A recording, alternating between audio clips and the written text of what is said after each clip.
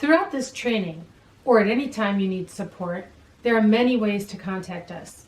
You can follow us on all major social media platforms or email us directly via our website, or you can click the Cancel Connect icon shown at the bottom of this slide on our website to book a consultation with one of our experts. Welcome to Selecting the Solutions.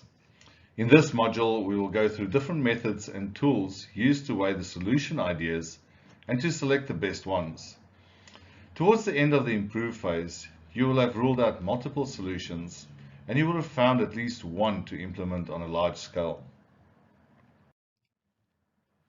When we've identified the potential solutions, we can use a simple 2x2 matrix called the filter matrix to evaluate the options on two major criteria. Typically, when we're selecting a solution, the main criteria are the impact on the problem or the benefit, and we weigh that against the time or the resources or cost to implement the solution. So the best option would be one that's a high benefit that requires low resources, and we'd likely rule out anything that's low benefit and high costs. We might have options that are high benefit that come at a high cost, and we'd have to determine whether we have the time and resources available. If we do, then that might be the best option. Otherwise, we might end up selecting a smaller benefit that can be done quickly or with little resources required. This simple tool can be used if there are not too many options or if the criteria is relatively straightforward. Using our simple cold coffee example, the team can assess each of the solution options against this criteria. As you think about it, you'll notice that certain questions will arise. For example, what is the cost to replace the whole coffee maker versus repairing the heating element? If the team needs to get more granular in their decision criteria, for example, in assessing the time and resources required, they may want to distinguish costs from time from expertise needed. In this case, we can use a more sophisticated tool called the criteria matrix. To use a criteria matrix, we start by solidifying the criteria. For solution selection, the criteria falls in three categories: impact or benefit, resources required, and the change readiness of the people involved. The cancelled solution selection template makes it easy to solidify your criteria so you can compare your options to the most important criteria for your project.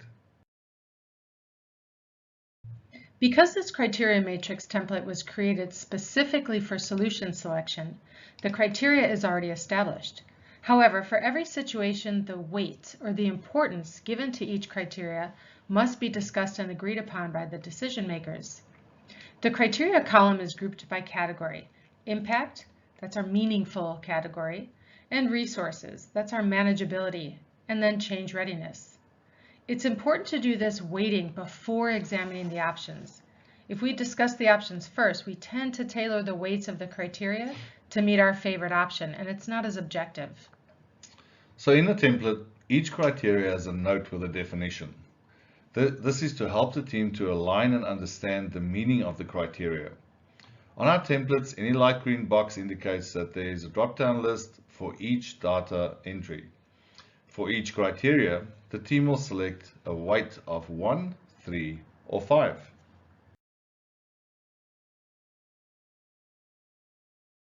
The next step is to identify the options.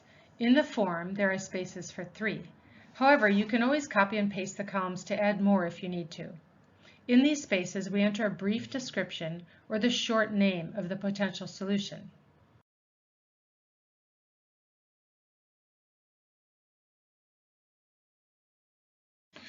Each light yellow cell indicates that it's a place for free-form text. This is where the team captures a summary of the relation of that option to that specific criteria. The light green field is where we indicate the rating, and the gray box with the orange text indicates that it's a calculated field. The cell will automatically be populated once the rating is entered.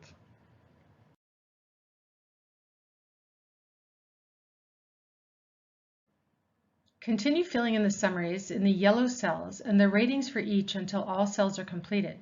The gray cells with the orange text will show the total score for each option. This is where the team must pause and assess whether the score makes sense. If we have accurately assigned weights to the criteria and accurately rated each option against that criteria, Our score should point us to the best option. And here's your 1-point lesson again for using the criteria matrix to select your solution. Take some time, review your notes, and good luck with the quiz coming up on selecting the solution.